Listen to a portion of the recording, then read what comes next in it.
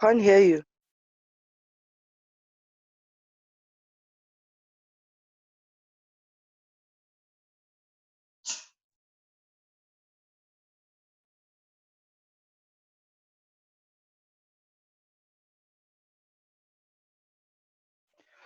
Good day, and welcome to Africa Teen Geek. Yes, this is the Digital STEM School. If you are in this place right now, you are here for grade 10 physical sciences. You are here for grade 10 physical sciences, and today is the 17th of July, 2020. It's a Friday. I hope that everybody is feeling chemistry, feeling physical sciences, and ready to do some good work. We're going to be continuing with balancing of chemical equation. Basically, today I think it's the end of this chapter because we've done everything and all that we've had to do in this representing of chemical change. Because basically, what the representing of chemical change does is that it's leading you to understanding how to balance chemical equations and how a perfect chemical equation looks like. So that is some of the most important things that you guys need to know when it comes to balancing of chemical equations. Okay, so reminding you guys that I'm working from the Siavula textbook or the Study Master textbook. If you have any of these textbooks, you guys can go into them and you can check, or if you have any other CAPS approved textbook, they all explain the same thing, just in different ways. But if you feel the need to get a better textbook, you guys can go on Snaplify. Snaplify is a program. It's an application you can get on your Play Store or your even your Google for your PCs, and you can download all the textbooks that you guys need on Snaplify. But you get to open them on Snaplify online and offline. You can open your books on Snaplify, and that can help you not just for physical sciences but all your other subjects as well. Okay, so I am Nonkululeko Matondo.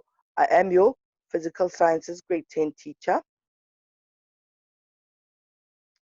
So reminding you guys that for grade 10 has been removed from the electricity and magnetism. So make sure that you do.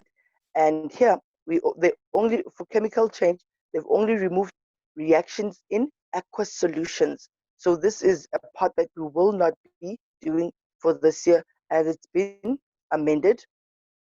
And the hydrosphere, which means the whole chemical system basically is going to count to zero.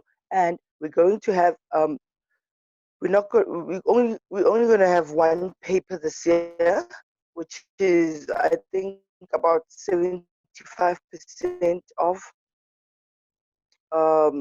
this is what where they explain right now. We did physical and chemical change, we did quantitative aspects, and now we're doing representing chemical change.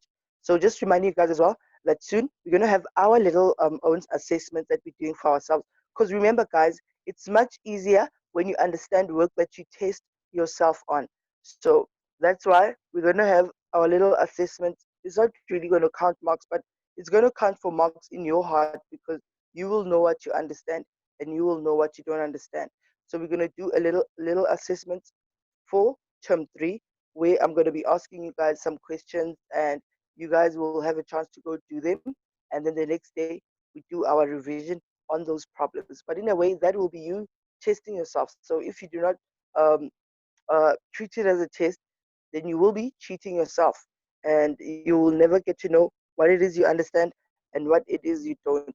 Okay, so the following topics were moved from term 3 to term 4. Also, these are the stuff that we're going to do after our little assessment, because in our assessment we're basically going to be running through the problems and understanding everything that we need to know about term 3. Okay, so as you can see here, chemical systems has been removed completely. It's not going to count for anything. And this one, this 26%, this is our little assessment that we're going to have for ourselves in order, to practice our minds in what we understand and what we don't. So this was our homework. It said here, write balanced equations for each of the following reactions. Include this. Write the balanced equation for each of the following reactions include state symbols. Oh, okay, yeah, we can also view it here. It says for lead nitrate solution reacts with potassium iodide solution to form a precipitate, which is a solid of lead iodide, while potassium nitrate remains in the solution. Okay, before we go to this problem right here, I just want us to do our quick revision for the state symbols and other information. So these are stuff that we did yesterday, guys. Remember, we spoke about the gas. The G is the symbol that you're going to write for a gaseous compound. The L you're going to write for your liquids, and your S solids, and AQ for aqueous or water solutions. Okay, so please, guys, remember those are the most important things that you guys need to understand. Okay, then we get back here. So on our first question, where they ask us a lead nitrate solution reacts with potassium iodide to form a precipitate, which is a solid of lead iodide, while potassium nitrate remains in the solution. Okay, so this one, the lead nitrate is an aqueous, and the potassium iodide solution. You see this word. Once you see the word solution, you know it's a aqueous solution. That's something I wanted you guys to know as well.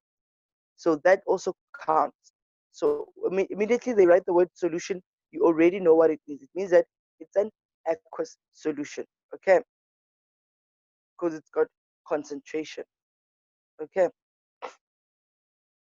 So that's what it means there when they say lead nitrate solution reacts with potassium iodide solution to form a precipitate solid of lead iodide,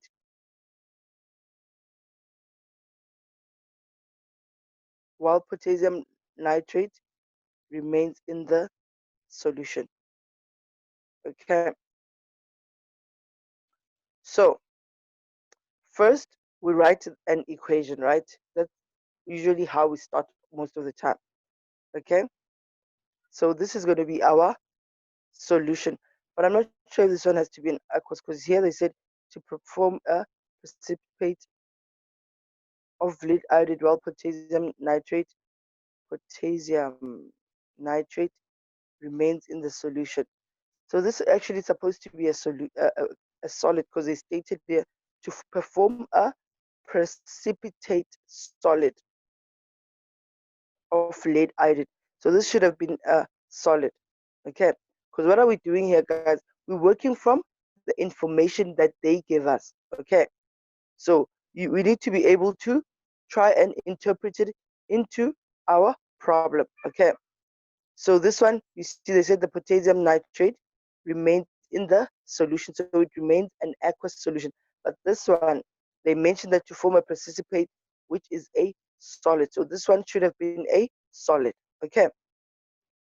So make sure that you write your equation right. Remember, first we learned how to write a normal equation, and now we also need to write the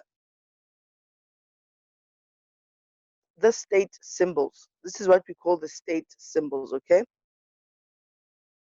These are the state symbols. Okay, so it actually explains to you in what state or phase your substance is that you have in your reaction. Okay,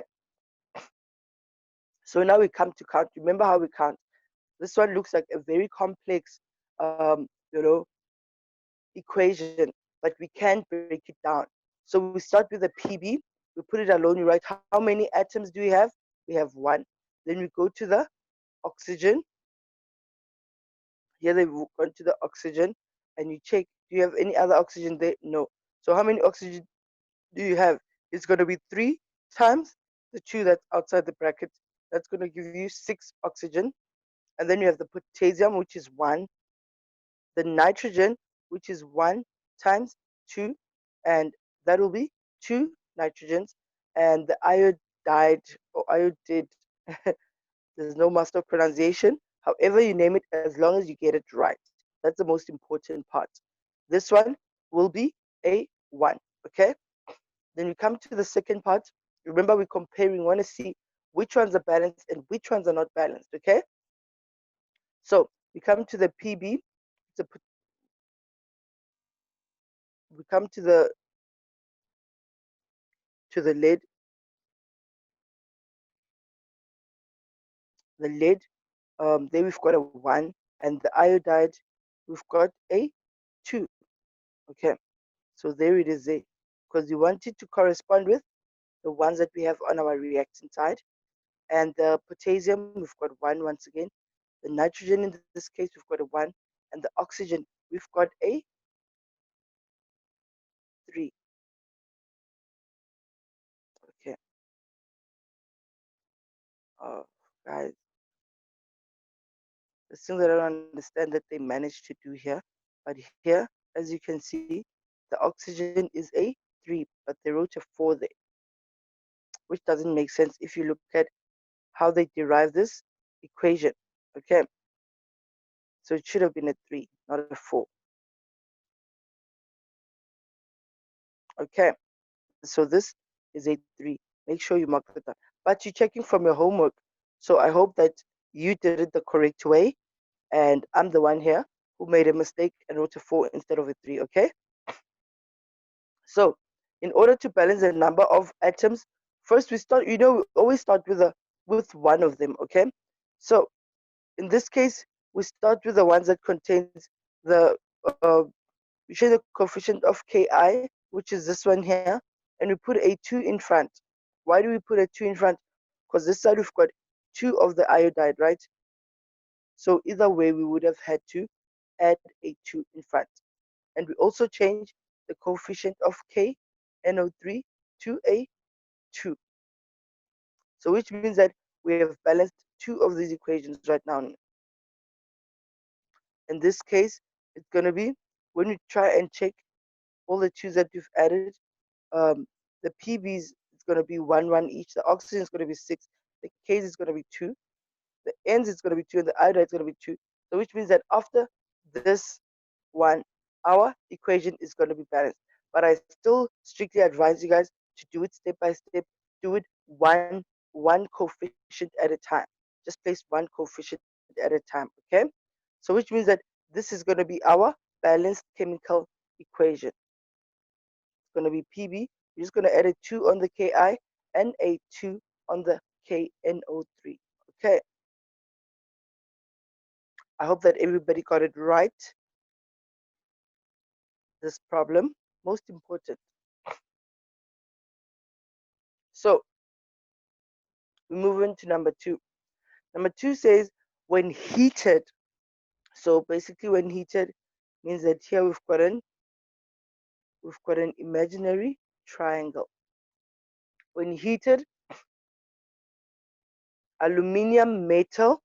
Aluminium, if it's a metal, it's a solid, reacts with solid copper oxide to produce copper metal and aluminium oxide. So here we're dealing with solids, right? Because they've stated that aluminium is a metal and a solid copper oxide to produce metal, to produce copper metal and aluminium oxide. So here we are dealing with solids, and basically, which means that these two were heated together and this is what they produced, but they were both solids. Okay, so first we're going to write our aluminium, which is NS, and the solid copper oxide, which is CuO. Okay,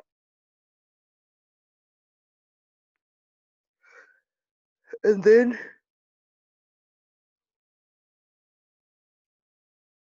if we count the number of atoms of each element in the reactant and the product side, we found that this is what we found, right? So the aluminium, we have 1, the oxygen, we've got 1, and the copper, we've got 1. But on this side, the aluminium is a 2, the oxygen is a 3, and the copper is a 1. Okay, so which means that here we're going to have to add a 3 already. Why? Why are we adding a 3? We're adding a 3 because the oxygen has three has 3 atoms. So already it has to be changed to a 3, right? And if we add that, it's going to be 6, right? So which means that if we add a 3 here, oh, no, we don't have to add anything on this side. But then on the copper side, we're also going to have to add a 3 to balance out the coppers from both sides. Okay, I hope that you guys got it right, guys, and you understand how it was founded.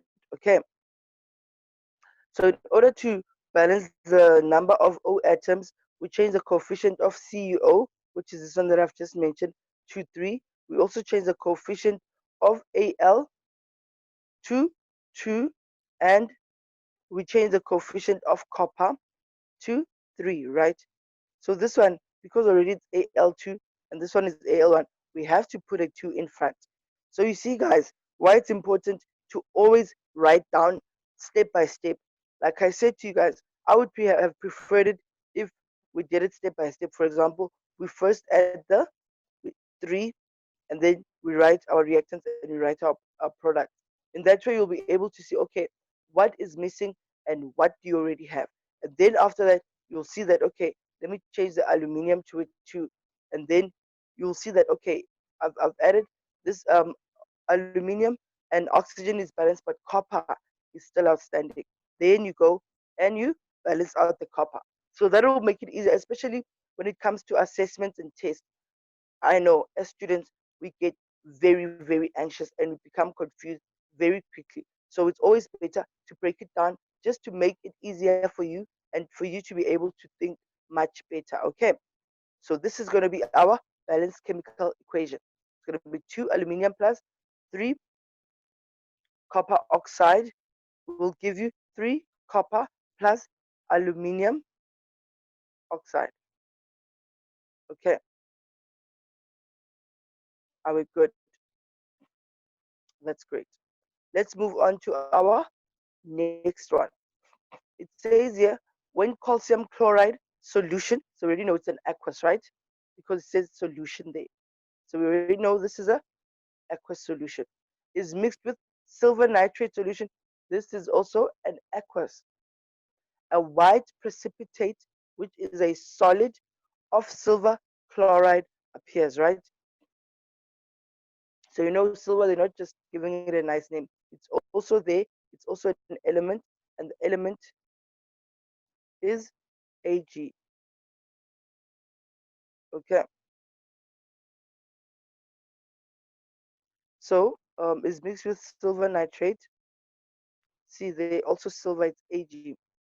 So a white precipitate of silver chloride appears, which is a solid. Calcium nitrate is also produced in the solution. So already you see what they meant here. Is produced in the solution, which means this one remains aqueous. Aqueous. Okay. Does it make sense? Guys, please remember, whenever you get stuck anywhere, you just send me a chat and I'll go back and explain it to you guys. The aim here is for you guys to understand above everything. Okay. So now we come here. We come to our equation. How do we write our equation? Okay. Calcium chloride, which is this one, CaCl2, but we write aqueous because it's a solution. And the silver nitrate solution is this one. Okay. And then that will give you a white precipitate solid of silver chloride, which is a solid, hence is written here S, and um, calcium nitrate also is produced in the solution. So solution again, we know that it's an aqueous solution. Okay. I hope that you understand everything to this point. So once again, what do we have to do? We have to break down each and every element for both the reactant side and the product side. Okay, so that's what they've done here. They've broken them down. They wrote the calcium is equals to 1 because here there's no number, so we assume it's a 1. And the chloride is 2. The silver is 1. The nitrogen is 1, and the oxygen is 3. So we come to the product side.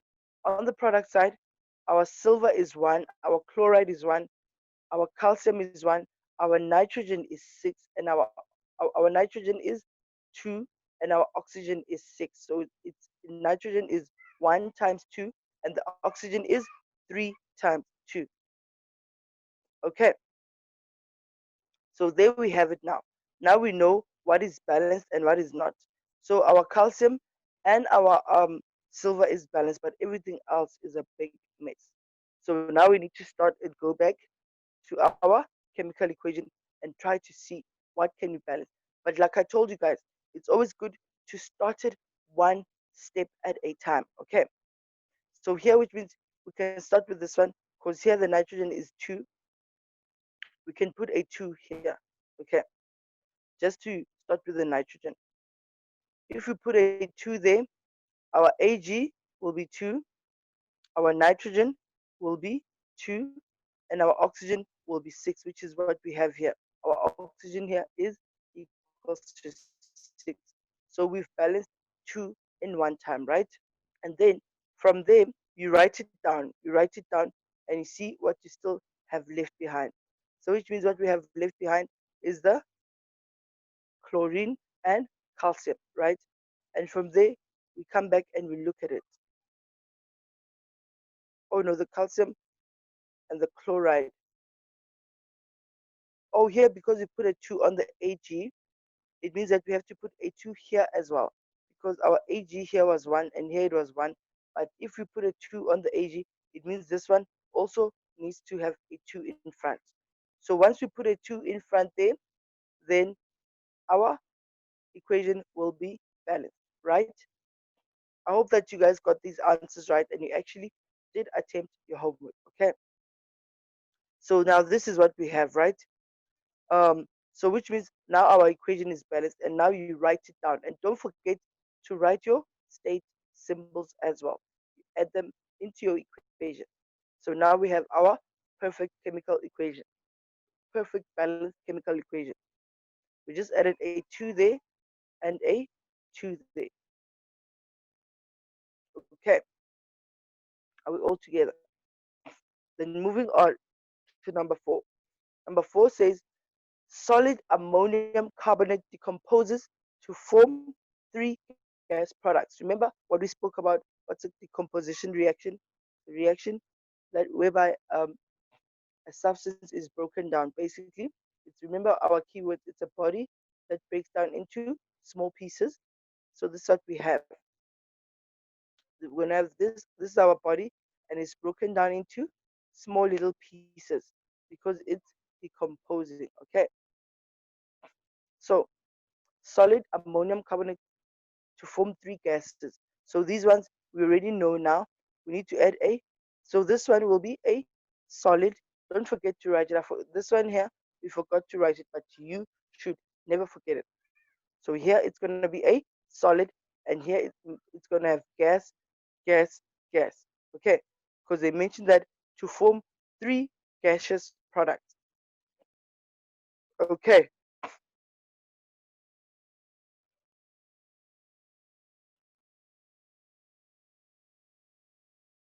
so now we count the number of atoms of each element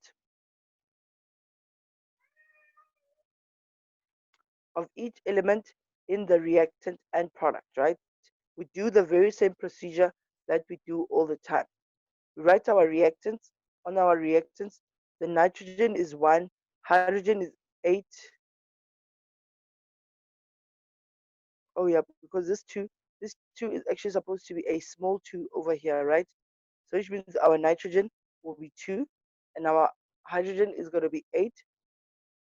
Our copper, our carbon is going to be a 1.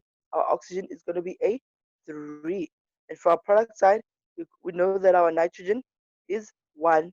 Our hydrogen is 3 plus 2 is 3. 3 plus 2 is 5. Okay, it's 5, guys. They made a mistake again. They wrote 4, but we know that it's a 5 because here there's 3 and here there is 2. So that equals to a 5. So I don't know here.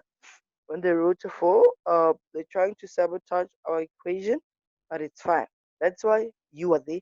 That's why you are a master and you can pick up all these little mistakes, right? So the copper is 1 and the oxygen, I just need to check it every time because as you can see, there's always little glitches that happen here. So this is going to be 2 plus 1. It'll give you 3 oxygen. But I like it. You know, when there's mistakes, it's nice that when we're doing problems and we found mistakes in the solutions, we can rectify them. That in a way as well creates a mindset of learning because you're starting to see that, you know what, I always have to check my work. Mistakes can happen. And it's always nice to correct mistakes that were written in a book. Okay. So here, it means that we have a 5 and then we have an 8. So this one is going to be a very tricky one. But um,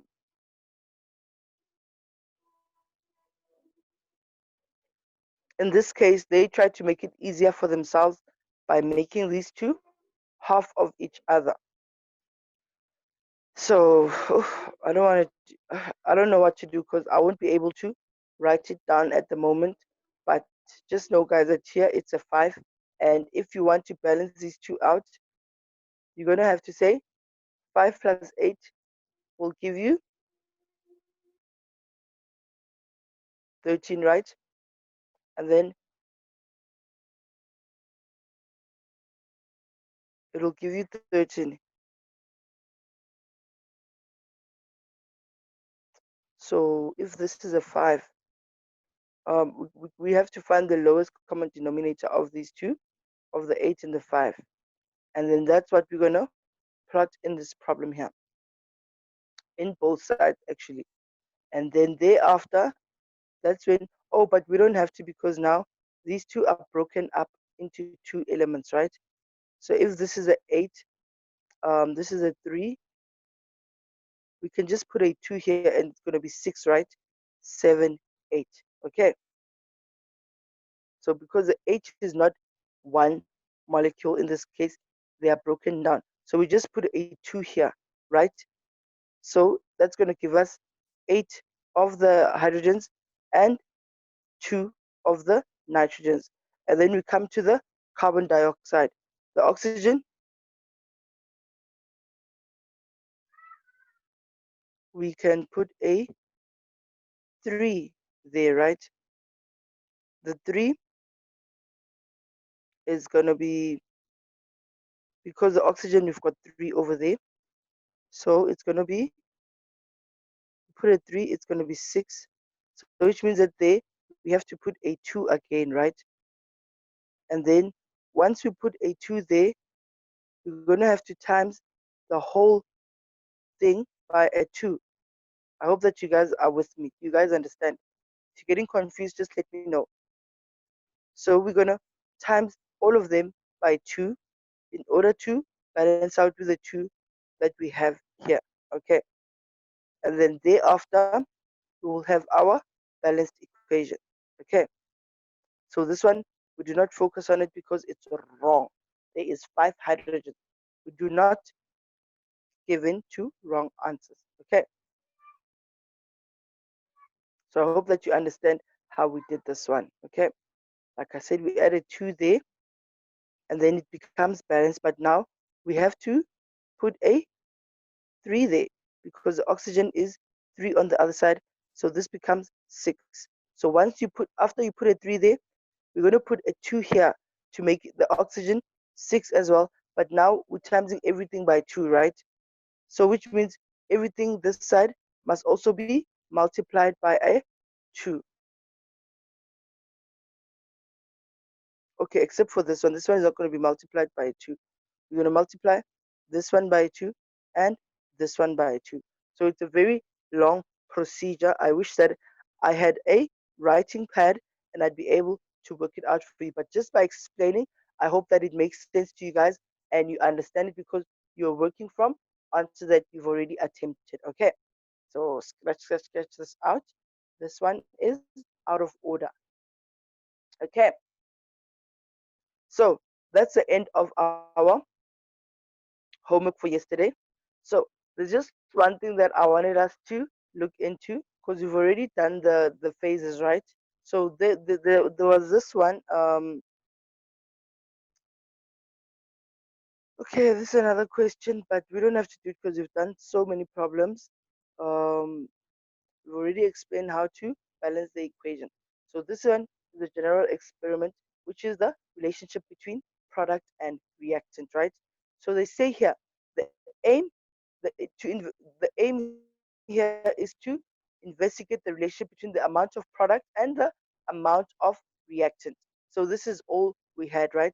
We had our flask, which is this one, water bowl, which is that one, which is this one here, delivery tube, which is this one that goes from this tube to that tube, and funnel with stopcock. So this is our funnel with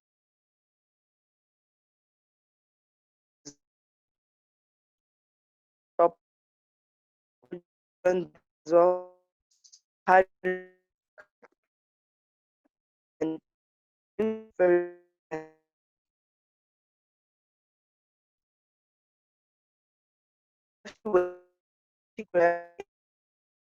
and the approach